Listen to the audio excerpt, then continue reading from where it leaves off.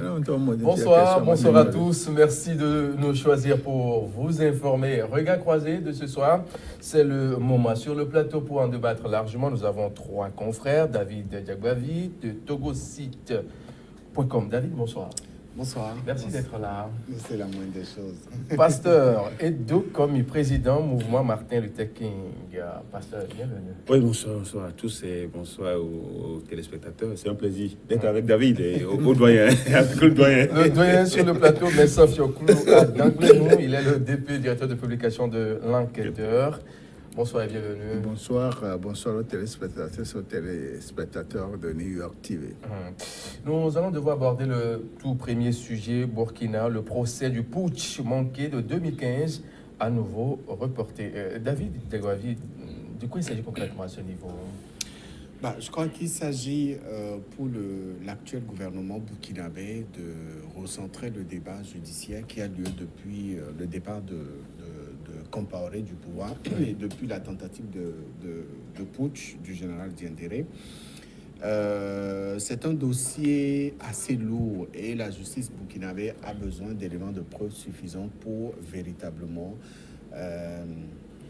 apporter des jugements sur les coupables, les accusés ou non. Et donc, le renvoi ou le report qui a suivi le procès hier n'est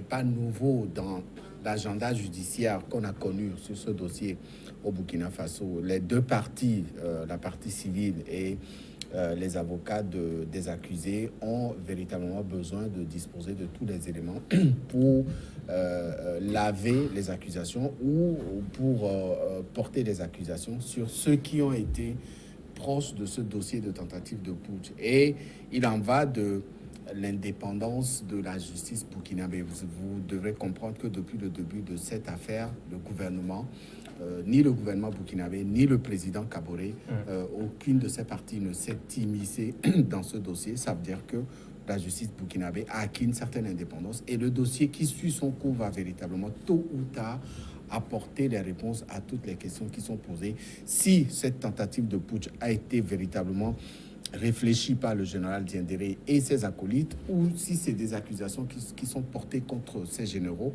Bassolé et Diendéré, le dossier judiciaire va suivre son cours et les jours à venir véritablement donneront les suites à donner à cette affaire. Et c'est en cela qu'il faut aussi élever la voix en disant que la justice burkinabé fait son travail et elle a toutes les clés en main pour sortir une conclusion à la suite de ce procès. Mais sans surprise, peut-on parler d'une une déclaration, une affirmation gratuite dans cette affaire de coup d'État manqué où on cite des gens, on n'arrive jamais à trouver le nœud du problème pour trancher une fois de bon?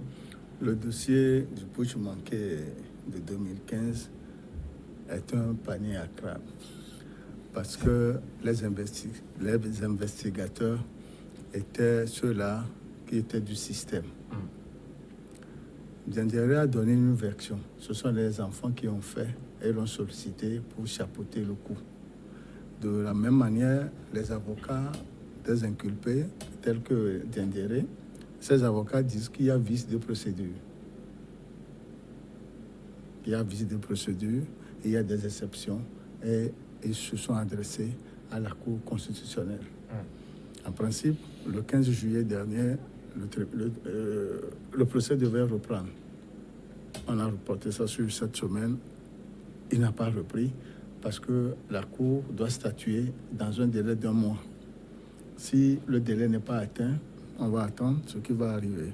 Et il est question qu'on sache véritablement ceux qui sont les investigateurs de ce coup d'État. Parce qu'il y a beaucoup de zones d'ombre. Parce que celui-là qui a assumé l'intérim, qui est parti au Canada, a son mot à dire, mais il n'est jamais revenu. Le colonel Zida qui a assumé l'intérim, il devait être interrogé. D'autres personnes sont parties. Il faut qu'il soit là pour que tout soit tout clair. Et il faut féliciter le gouvernement burkinabé qui ne se mise pas dans cette affaire d'État. Mais les Burkinabés et la communauté internationale veulent savoir exactement ce qui s'est réellement passé. et nous sommes toujours dans l'attente. Et pourquoi on revient très souvent sur ce coup d'État-là, quand on sait que le pays est confronté actuellement à une insécurité grandissante? On frappe ici, tantôt on frappe là-bas, et on s'accroche à ce problème-là, on n'arrive pas à déceler vraiment le pionnier, le cerveau de ce coup d'État-là, et on va de report en report. Au temps de Blaise, le général Diendéré était le chef des renseignements. Oui. Et il travaillait, il collaborait avec les Occidentaux. Et dans la sous-région, il était l'un des meilleurs agents de renseignement. Et même les gens pensaient que les attaques contre le Burkina, c'est le fait qu'il soit arrêté qui entraîne tout ça. Donc, il faut aller mollo, défaire les nœuds et aboutir à une conclusion qui satisfasse tout le monde. Pasteur Ido Komi, le silence du pouvoir, on sait que le pouvoir ne doit pas s'inviter dans cette affaire-là. Le silence n'est pas un peu suspect dans cette affaire-là, quand on sait que la plupart de ceux qui sont actuellement au pouvoir sont de l'ancienne classe, qui sont toujours là. Est-ce qu'il n'y a pas lieu de se remettre un peu en cause dans cette affaire-là? Non, je crois que le rebondissement de ce procès, comme mes prédécesseurs l'ont déjà dit, c'est une manière de revoir la procédure, puisque les avocats de la défense estiment qu'il y a vice de forme. Donc, ils estiment qu'il y a l'anticonstitutionnalité de la procédure et que la Cour constitutionnelle doit statuer sur le sujet dans un délai d'un mois. Alors, vous savez, le pouvoir judiciaire, vous savez, il doit y avoir de l'indépendance entre les trois pouvoirs. Et ici, ceux qui sont au pouvoir, hein, le régime actuel, c'est vrai, c'est des camarades, hein, et surtout des camarades. Ils se connaissent très bien. Mais je crois que l'acte posé par Diendéré et puis le groupe, le camp, c'est SIGP, je crois, c'est le régiment commando, garde présidentielle, a posé, je crois, ça fait une quinzaine de morts. Une quinzaine de morts avec plus de 200 blessés. Je crois que c'est grave. Hein, c'est grave et que cela ne doit pas rester impuni. Je crois que les accusés ont déjà acquis une peine de mort. Hein. Une peine, ils ont été condamnés à la perpétuité. Et dans ce cas, je crois qu'il y a les avocats qui sont là de la défense qui estiment que la procédure est viciée. Et si ça reprend encore que le gouvernement s'était, c'est qu'on veut aller jusqu'au bout. Et que vous savez, les Burkinabés sont très exigeants. Ils veulent voir qui a fait quoi dans cette affaire. Et surtout, personne ne vendait la peau ne pouvait imaginer que Djibril Bassolé soit l'un des cerveaux de cette affaire. Mais finalement, il a été inculpé avec Jiben et d'autres co-camarades d'armes. Donc aujourd'hui, c'est vrai quand même qu'on veut aboutir rapidement, mais il faut aller à ce que la vérité jaillisse et que tout soit écouté. On l'a dit tout à l'heure, le colonel Zida, qui est au Canada, je crois qui est au Canada, qui est au Canada, qui ne revient pas, mais aussi qui avait joué un rôle. Donc, même pourquoi pas le Blaise Compaoré, Blaise Compaoré lui-même. Écoutez, oui, bien sûr, Blaise Compaoré lui-même. Il avait envoyé une note entre-temps, voulant bien sûr rentrer dans le pays. Bon, donc, j'assume quand même que cela serve de leçon à ceux qui ont un pan de pouvoir. Quand vous l'avez, ce n'est pas pour tuer. Quand vous avez un point de responsabilité, c'est pour faire du bien aux populations. Donc, l'impunité, c'est vrai, quand on est au pouvoir, on a toutes les bannettes, mais quand on est déçu, voilà ce qui arrive. Et que quand tout ce qui arrive, surtout du côté des gouvernants en Afrique, il faut qu'on s'en serve pour que cela n'arrive plus. Bon, donc, moi, j'espère quand même que la vérité va jaillir de cette affaire et que ce procès doit servir à ceux qui sont galonnés, qui pensent qu'ils peuvent s'immiscer dans les affaires politiques, ils peuvent continuer pas tuer les gens impunément, mais un jour, le bas retourne et que voilà ce qui arrive. Général Diendéré était le tout-puissant, comme il a dit tout à l'heure, il était tout-puissant. Donc, on dit que son arrestation est aujourd'hui le fruit, enfin, les conséquences des attaques djihadistes qu'on connaît au Burkina de manière répétée, mais cela ne va pas l'indisposer, va empêcher la justice burkinabé à aller jusqu'au bout pour que la vérité jaillisse. Alors, David, avec l'absence de celui qui a assumé la transition, est-ce qu'on peut arriver un jour à cerner vraiment le fond du dossier, parce qu'on sait qu'il a été l'un des gens qui ont quand même eu connaissance de ce dossier-là? Oui, il faut quand même avoir le courage de notifier que l'absence de Zida dans le pays est un handicap assez profond dans l'enquête. Voilà, dans ce dossier judiciaire. C'est l'une des têtes à penser. C'est lui qui avait pris le devant, même si il a fait croire que c'est les jeunes officiers qui avaient mené le coup Voilà. d'État. C'est lui qui était devant, c'est lui qui avait, dès les premières minutes de cette tentative de putsch, pris la parole. C'est lui qui a représenté même l'autorité burkinabé. On se rappelle, il avait été fait chef d'État par intérim quelques heures après le coup d'État et même quelques jours. Je pense que son absence dans le pays pose un handicap, mais la justice burkinabé ne va pas seulement s'arrêter à son absence. Même s'il n'est pas là, je crois qu'il peut être jugé par contumace comme ça se fait. Et s'il est véritablement acteur direct de cette tentative de putsch, il aura à répondre de ses actes.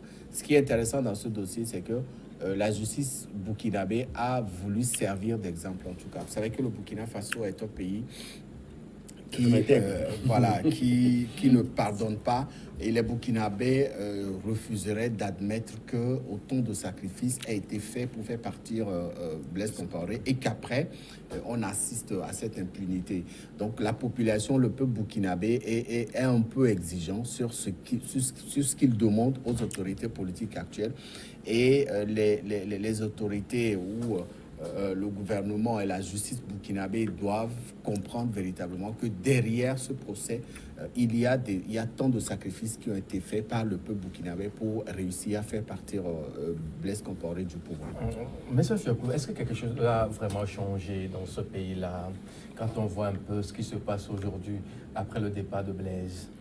Après le départ de Blaise, au niveau de la situation politique, il n'y a aucun changement. Il n'y a aucun changement. Ce que les Burkinabés ont de sérieux, c'est l'expression de la démocratie, la vitalité de leur société civile. Il faut reconnaître qu'au Burkina, la société civile joue pleinement son rôle. Les partis politiques, eux aussi, font clairement le jeu politique.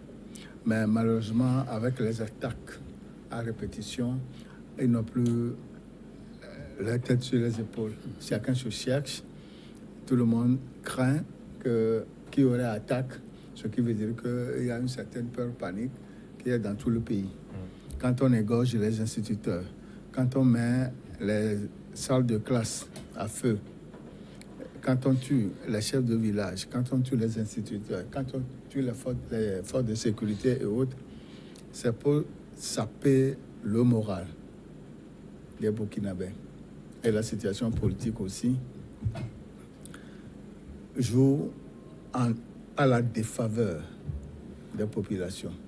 Parce que quand le pays est stable, on peut discuter et parler développement. Voilà. Quand le pays est dans l'insécurité, personne ne peut prédire ou prévoir ce qui peut arriver. Parce que l'attente est tragique, on ne sait pas ce qui peut arriver demain. Les pays frères tels que le Burkina, le Mali, le Niger, le Nigeria sont dans des situations difficiles. Et il faut prier pour que la classe politique et les autorités de la sécurité s'entendent très bien pour adopter une politique sérieuse pour pouvoir repousser ces djihadistes qui interviennent quand ils veulent et où ils veulent. David, est-ce le moment est opportun, pasteur de... Donc, je crois qu'il y a l'avenir politique aussi qui se joue. Parce que le Burkinabé, comme David l'a dit tout à l'heure, il y a les élections présidentielles en 2020. 2020, bien sûr, je crois que c'est en 2020. Et cela va beaucoup jouer si le gouvernement actuel n'arrive pas, si la justice, bien sûr avec le gouvernement actuel, n'arrive pas à faire de ce procès un modèle pour la sous-région pour que l'impunité, pour qu'on en finisse avec l'impunité, les gens vont tenter il y aura un vote sanction contre le gouvernement actuel. Et c'est pourquoi d'ailleurs le gouvernement a intérêt à faire de ce que la justice joue pleinement son rôle et que les cartes soient recentrées et que ceux qui ont des responsabilités dans ce putsch manqué puissent répondre de leurs actes et que la justice soit faite. C'est très important cet aspect. Est-ce que c'est le moment opportun? Oui, c'est le moment opportun. Vous le pensez? Parce qu'il faut pas... On peut trouver une solution bien avant 2020, dans quelques mois, vous le pensez? Est-ce qu'on peut trouver une solution?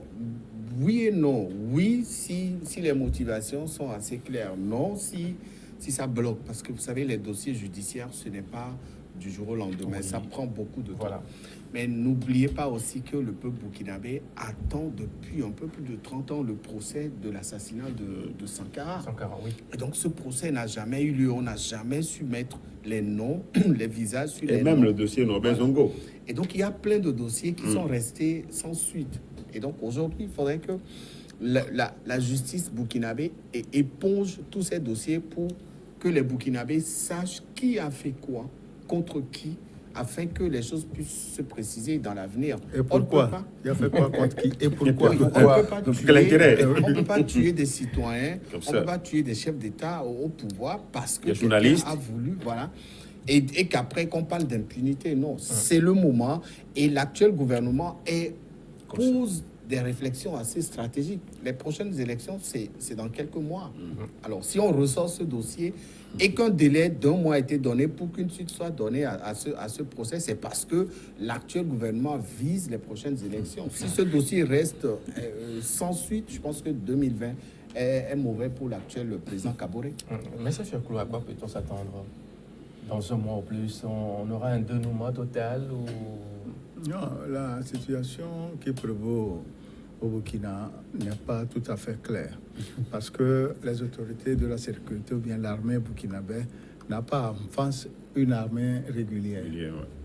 Ce ne sont que des regroupements de djihadistes ou bien de terroristes qui mènent le combat asymétrique. Ce qui veut dire que ça pose toujours problème. Ils se font dans la nature, ils sortent la nuit et le petit matin.